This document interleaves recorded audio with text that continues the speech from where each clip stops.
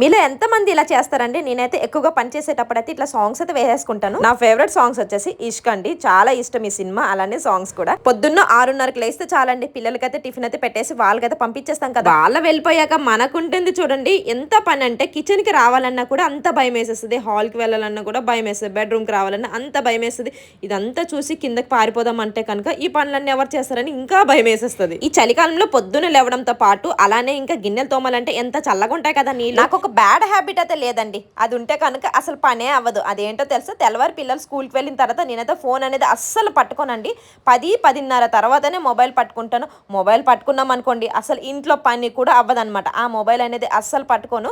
ఎంతైనా కూడా వర్క్ అయిపోయిన తర్వాతేనండి. కానీ ఒక్కొక్కసారి ఫ్రెండ్స్తో అయితే కింద ముచ్చట్లు పెట్టేస్తుంటామండి, ఎందుకంటే పిల్లల్ని స్కూల్కి పంపిస్తాం కదా, అలా ఇంకా మాట్లాడుతూ మాట్లాడుతూ టైం అయితే అయిపోతుంది.